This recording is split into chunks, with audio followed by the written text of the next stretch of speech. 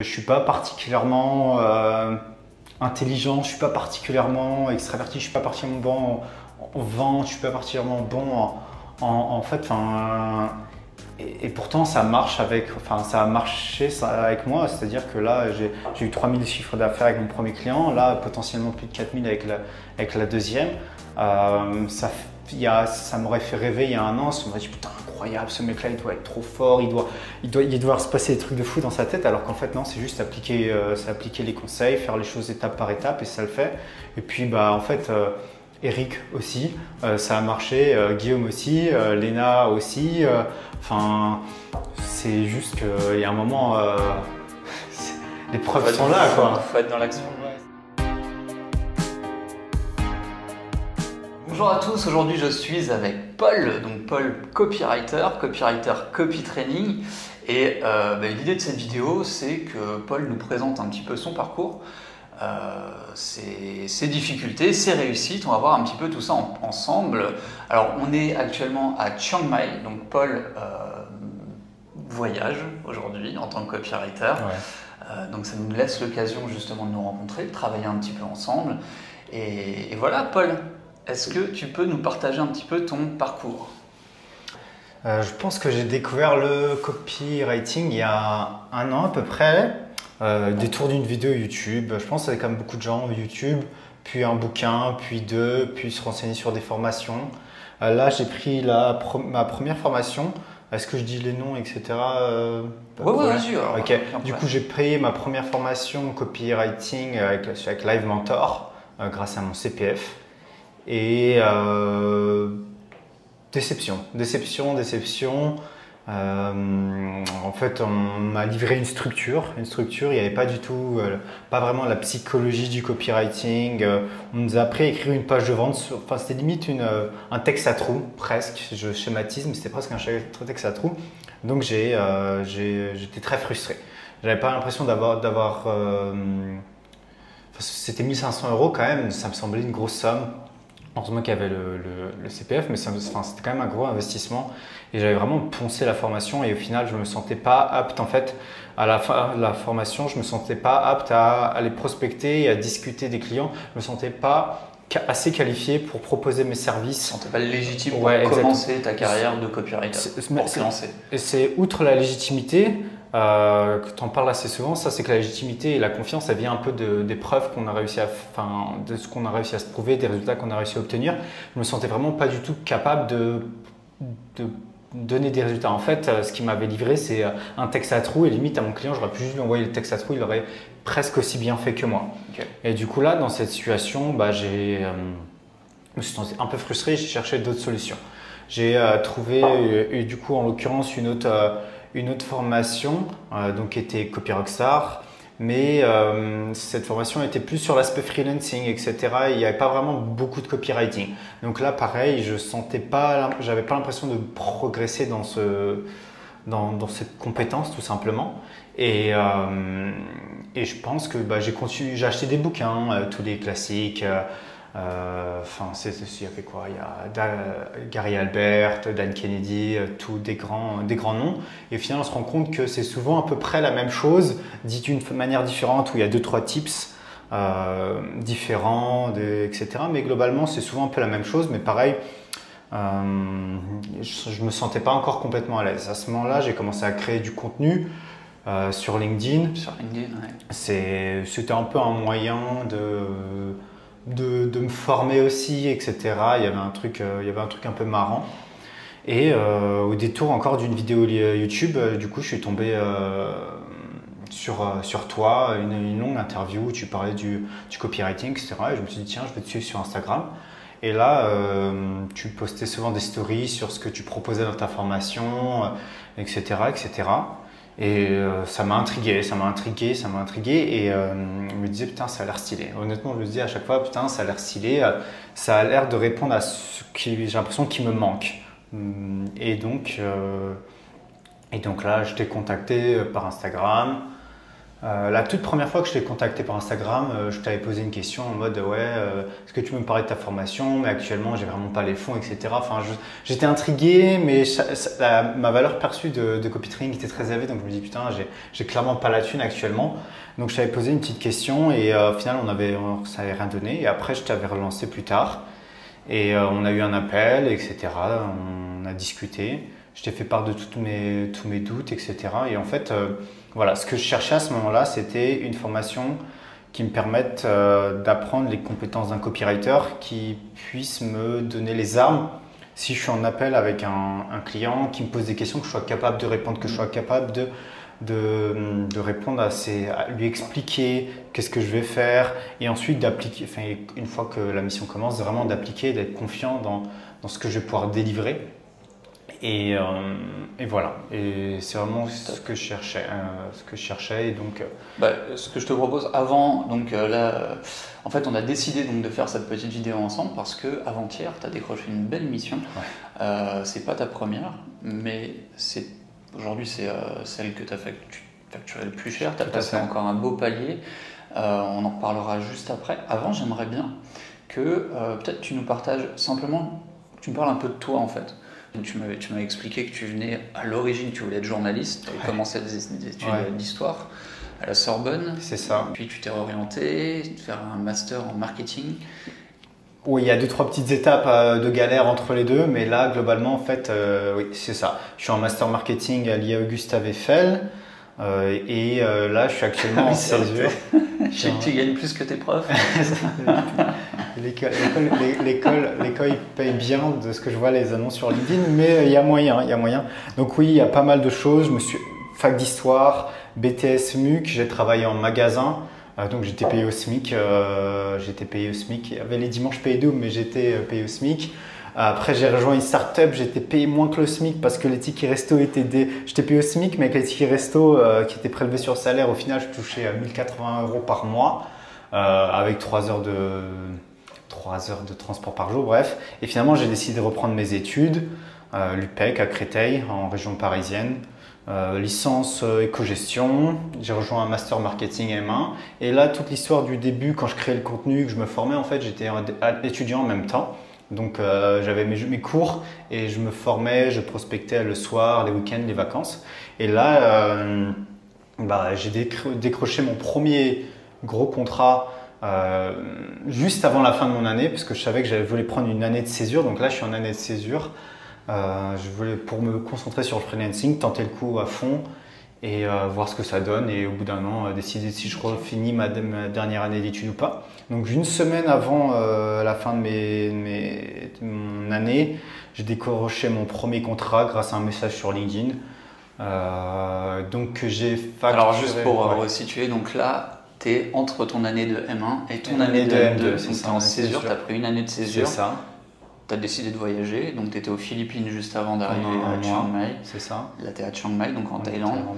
Et t'as encore, on est en quoi là? On est en juin, on est le 1er juillet 2022, donc tu as encore un petit temps devant toi pour continuer à voyager un peu là. Ouais, là, le plan c'est de rester 3 mois à Chiang Mai et après on part à Kuala Lumpur avec ma copine. Après c'est décembre et je compte rentrer en France pour Noël. Et après, on devait partir à Bali, mais d'après tes retours, c'est pas la meilleure période pour y aller en janvier. La saison des pluies. Et donc, on ira certainement au Vietnam en fonction de la situation, parce qu'il y a encore le Covid. Je sais pas quand les gens regardent ça, mais il y a encore le Covid et le Vietnam sont un peu fermés, donc on verra. Mais ouais, il y a pas mal de pays que je compte visiter, donc oui. Okay.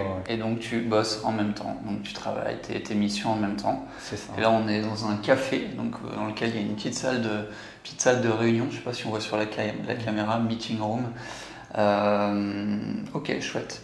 Du coup, maintenant parlons de tes missions. Donc comme tu commençais à en parler, à la fin de ta première année, donc ton année de M1 en marketing. Tu as décroché ta première mission. C'est ça. Tu peux nous parler rapidement, enfin un peu de ce en quoi ça consistait, et puis après on parlera de la mission que tu as décrochée avant-hier. Enfin, sans rentrer dans les détails, on ne va pas dévoiler, les copywriters ne dévoilent jamais le nom de leurs clients, c'est bien connu, mais sans dévoiler tout ça, mais simplement expliquer un petit peu en quoi ça consiste. Si tu le souhaites aussi, peut-être dire combien tu factures, si ça te gêne pas, il n'y a aucun problème. Je pense que ça peut inspirer des personnes qui se reconnaîtraient un peu dans tout ça. C'est ça. Du coup, la première mission, message sur LinkedIn, vraiment. C'est un gars qui était dans mon réseau. Des fois, je voyais ses posts, je réagissais, des fois, il réagissait à mien. Et un soir, après les cours, j'avais moyen le temps pour le copywriting à ce moment-là à cause des cours. Et je suis allé sur son profil, j'ai vu qu'il avait une page de vente, je suis allé dessus. Je me dis, tiens, il a besoin d'aide d'un copywriter. Je lui ai envoyé un message. On a discuté et au final, je lui ai proposé donc une page de capture, une page de vente pour un tarif de 2200 €. Il faut savoir que pour moi, comme je disais, j'ai gagné le SMIC pendant globalement 2 ans, donc c'était le double. Enfin, c'est globalement le double. Bon, il y a les charges, etc. auto-entrepreneur, mais ce qu'il paye, ce qu'il investit, c'est ce montant-là. Il faut savoir que pas longtemps avant, j'avais eu des prospects, etc. J'avais pas réussi à closer. Avant Copy Training, j'avais eu des prospects où 1000 €, quand j'annonçais le prix, je sentais le poids, etc. Ça me sentait énorme. J'avais pas réussi à avoir une valeur perçue assez élevée pour convaincre des gens d'investir 1000 € en moi. Et là, j'ai réussi donc à convaincre un gars de payer 2200 €. T'inspirais plus de confiance. Ouais, certainement, j'étais plus qualifié et je pense que ça se le sentait. Je pense qu'il sentait que encore j'étais pas hyper, enfin que j'avais pas fait beaucoup d'appels de vente et que c'était pas encore mon domaine, mais je lui avais inspiré confiance. Donc 2200 € et il faut savoir que dès qu'on a fini ça, il a voulu une séquence email complémentaire que j'ai facturé à 800 €. Comme ça faisait 3000 €. 3000 € tout rond. Donc pendant la mission, il y avait pas mal de moments où des fois j'avais des doutes, etc. Et j'avais les armes pour vraiment lui proposer un service de qualité, mais à chaque fois que j'avais des doutes, l'avantage c'est que je pouvais t'envoyer un message, t'envoyer un vocal. À l'époque, j'étais encore en France, donc il y avait des décalage horaire, mais voilà, je t'envoyais un message, salut Adrien, là pour ce mail-là, je sais pas, j'arrive pas à trouver la tournure, qu'est-ce que t'en penses, etc. Tu m'as fait des retours sur la landing, puis la page de vente, etc. Et ça me permettait de me rassurer, même si j'étais plus confiant. Il y a toujours le syndrome de l'imposteur, il y a toujours des doutes. Il y a toujours des doutes. C'est le moment clé. Hein. C'est le moment où on a besoin de. Je le vois, et c'est aussi le moment où j'essaye d'être le plus réactif et le plus présent. C'est ce fameux moment où. C'est le moment le plus dur aussi dans la formation, je dirais, ou dans le cursus, tu vois. C'est le moment où tu te lances à l'eau. C'est-à-dire que tu as pris les connaissances, tu sais que, au fond de toi, tu sais que tu en es capable, mais il y a toujours ce petit doute au moment où tu es confronté au client, il a signé, tu es fier de toi et tu te dis, est-ce que je vais être capable de délivrer ? Et c'est ce moment-là où tu as besoin, finalement, c'est ce moment-là où on a besoin d'être rassuré, on a besoin d'être pris par la main. Et effectivement, c'est ce moment-là où j'essaye d'être le plus présent, quoi. Et ouais, du coup, content que ça t'ait aidé, quoi. Non, carrément, ça permet de se rassurer, parce que souvent on se dit, peut-être il y a quelque chose que j'ai loupé, quelque chose que j'ai mal fait, quelque chose tu passes tellement de temps le nez dans le texte de vente que des fois tu n'as plus le recul, etc. Et tu as peur de. En fait, le mec investit en toi, c'est le premier gars qui te fait confiance, tu as envie de lui rendre l'appareil, tout simplement. Il y a un engagement, il investit en toi et en fait, il faut avoir un retour sur investissement, donc il faut vendre, donc il faut savoir. Tout simplement, il faut avoir un texte qui vend. Et le fait d'avoir un retour de quelqu'un qui a de l'expérience, c'est super qualitatif, ça permet de se rassurer. Et là, actuellement, la page de capture, elle fonctionne très bien. On va voir ce que donne la séquence email, la page de vente, mais c'est très très cool. C'est chouette. Donc voilà, au final, ça fait 3000 €. 3000 €, c'était cool. Et la mission s'est terminée très récemment. Et j'ai eu un nouveau prospect sur LinkedIn, une dame qui m'a contacté. Et elle voulait surtout une page de vente au début, c'est un peu la vision qu'elle avait. Elle voulait tester une formation qu'elle venait de créer très rapidement, donc une page de vente un peu. Et en fait, je me suis rendu compte que c'est pas le mieux, parce qu'elle a une vision long terme, mais là, elle veut faire du one shot. Donc en fait, j'ai cerné ses besoins et je lui ai fait une présentation où je lui proposais plus un tunnel de vente complet si je schématise. Et là, cette fois, la proposition, c'était 3500 €. Donc autant la première fois, c'était 3000 €, mais c'était en 2 fois. Donc 3500 €. Et même si mon premier client, c'était 3000 € de chiffre d'affaires, c'était en 2 fois. Donc une fois, la 2200, c'était beaucoup pour moi. Et puis quand on était déjà en contact, etc., la séquence email, j'ai fait une présentation pour les 800 €, mais c'était presque, il n'y avait presque pas besoin parce qu'il me faisait déjà plus confiance, on avait une bonne relation, etc. Mais j'avais tenu à faire la présentation. Donc il y avait 3 000 euros, mais ça, je ne l'avais pas senti comme 3 000 euros parce que c'était pas en un coup. Là, 3 500 euros, c'était beaucoup. C'était beaucoup. Et ça s'est super bien passé. Vraiment, autant le premier client, quand je lui ai présenté 2200, il m'a dit OK, je vais réfléchir. Et 2-3 jours plus tard, il m'a dit OK. Là, la dame, pendant l'appel, elle m'a dit OK. En fait, je lui ai présenté 2 options, juste la page de vente qui était moins chère et le gros truc qui était plus cher à 3 500. Donc elle m'a dit on part sur cette option à 3 500 euros. Et encore plus à la fin, elle m'a dit bah actuellement mon lead magnet c'est ça, donne-moi ton avis et sinon tu peux me le refaire, en gros un webinaire et tu me fais une autre proposition pour ça. Donc potentiellement ça va être plus, je n'ai pas encore décidé combien je veux lui proposer. Mais ce sera potentiellement, on va dépasser les 4 000 euros. Et 4 000 euros, je ne sais pas, pour les gens qui regardent, c'est beaucoup. C'est vraiment beaucoup. Et je me sentais pas mal à l'aise de lui demander cet argent. C'est-à-dire que autant le premier client, j'ai délivré. Je pense que j'ai même surdélivré parce que j'étais vraiment, c'est le premier client, on veut faire les choses bien. C'est un peu comme une première relation. On est gentil, on fait plein d'efforts, etc. Et après on arrête. Non. Et là, on arrête. Mais et là, je pense que je suis capable de délivrer. J'ai l'impression que je suis capable de délivrer cette valeur. C'est-à-dire que si elle investit 4 000 euros en moi, j'ai l'impression qu'elle va en tirer plus derrière, qu'elle va avoir un bon retour sur investissement. Et ce qui est encore plus intéressant, c'est qu'elle recherche certainement un partenaire sur le long terme. Elle me l'a dit plusieurs fois. Je sais que souvent les clients, ils disent ça un peu pour tapater, mais donc moi, quoi qu'il arrive, je lui ai proposé un gros tarif. Et si en plus derrière on peut avoir un partenariat à long terme et donc avoir quelque chose de récurrent pour mes tu lui as proposé un gros tarif. Voilà, c'est selon ta perception en fait. Voilà, c'est ça. C'est parce que voilà, tu dois passer les étapes au fur et à mesure de ce que tu es capable de délivrer, au fur et à mesure de la confiance que tu as en toi. Et petit à petit, tu progresses, tu deviens meilleur, tu deviens capable de délivrer plus de valeur et c'est normal que tes prix augmentent en conséquence. Oui. Je précise ça parce que je voudrais pas, tu sais, j'aime pas cette idée. Et c'est un petit peu ce qui a nui au copywriting sur les dernières années là, c'est de se dire il y a des copywriters qui facturent très cher, donc je vais dire que je suis copywriter et puis je vais facturer très cher. Tu peux pas, les gens c'est pas des pigeons, tu peux pas aller les voir et leur dire tiens vas-y je vais te faire ça, je vais te le vendre 3 000 euros et puis derrière te dire je vais livrer un truc à l'arrache et puis derrière je vais aller voir quelqu'un d'autre, tiens tu vas le faire une fois, 2 fois, et derrière ça va se savoir. Et c'est pour ça que c'est tellement important, et notamment pour quelqu'un comme toi qui veut t'inscrire sur le long terme dans cette discipline, c'est tellement important, et c'est pour ça aussi que tu passes, tu as le syndrome de l'imposteur, etc. C'est que tu te dis, mais en fait, je dois pas me rater, et je dois livrer au moins autant que ce que les gens me payent, quoi. Je dois délivrer de la valeur pour que derrière, on continue à travailler ensemble, pour que derrière, ils me recommandent à d'autres personnes, etc., etc.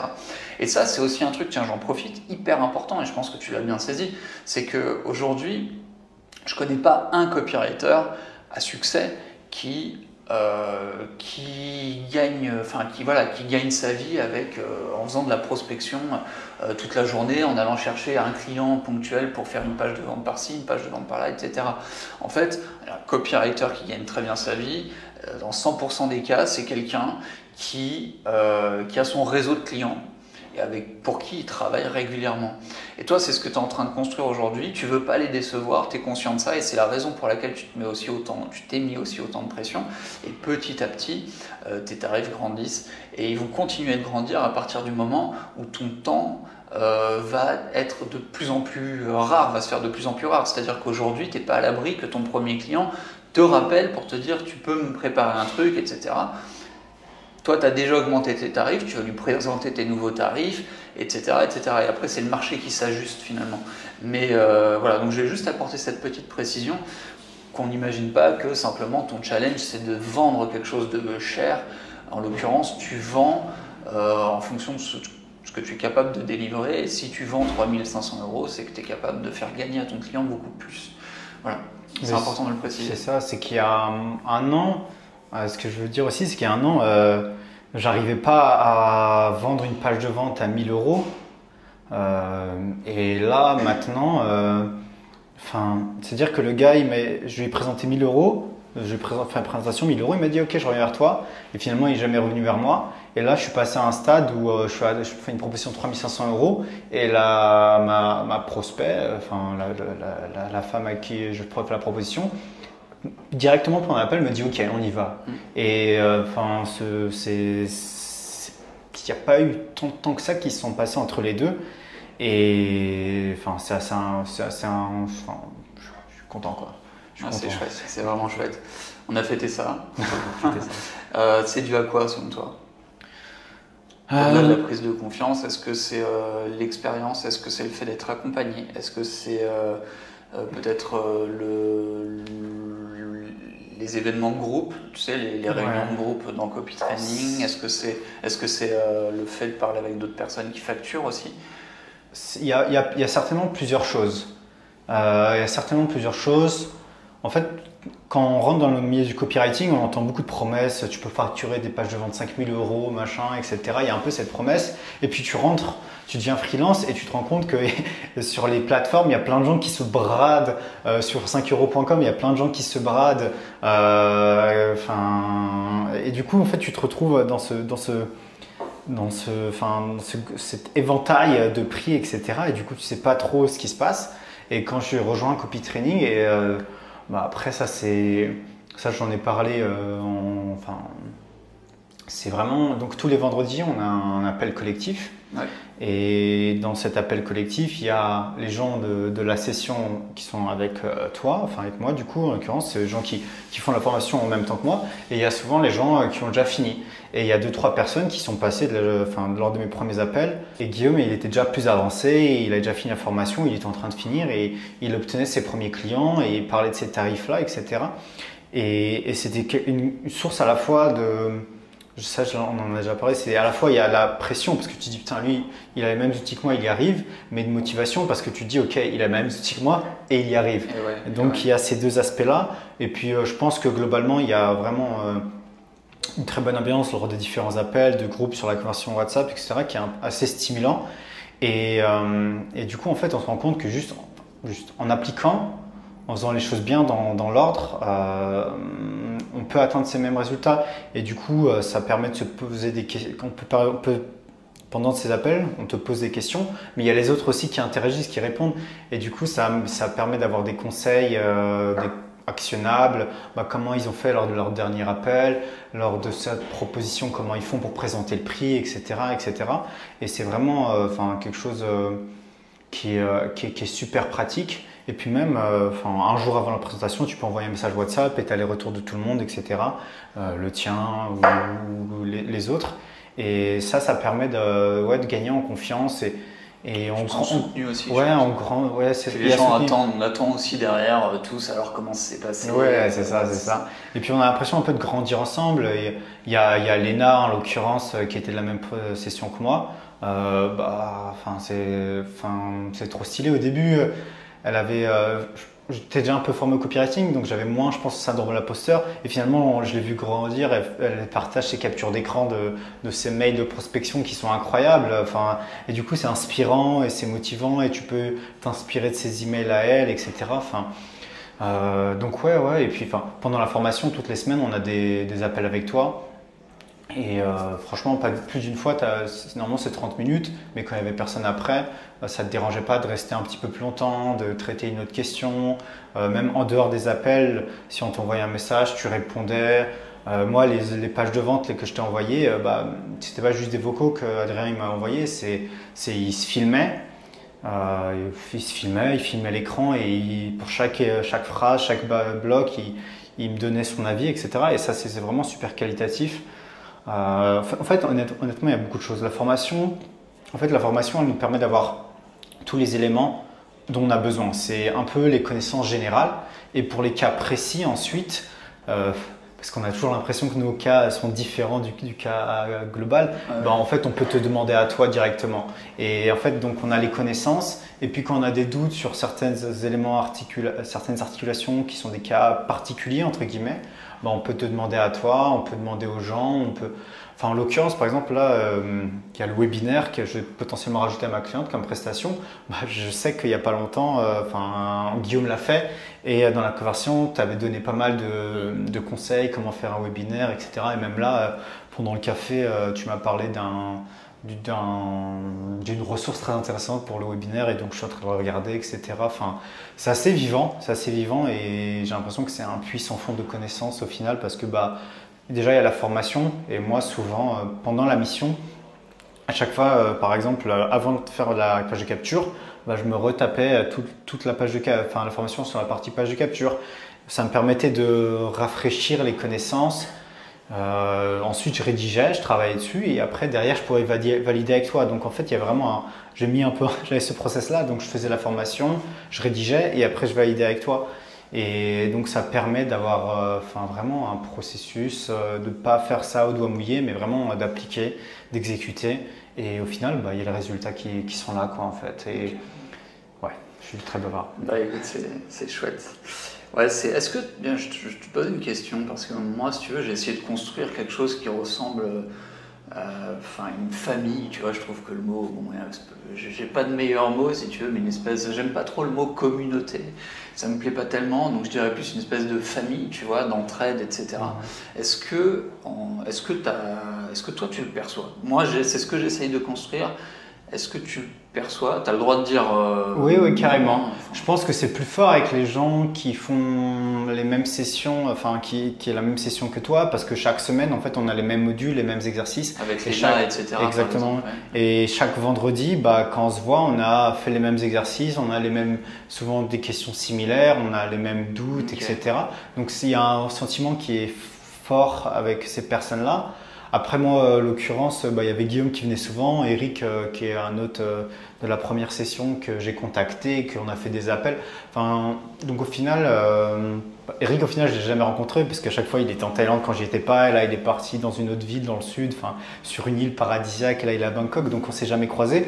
Mais il y a un vrai rapport de sympathie et on se connaît un peu. Et par exemple j'ai commencé à créer du contenu sur LinkedIn avant lui, donc je lui ai donné des conseils là où lui il a créé des offres avant moi, donc il m'a donné des feedbacks. Donc ouais, il y a t'as l'impression que tu peux compter. Ouais, carrément.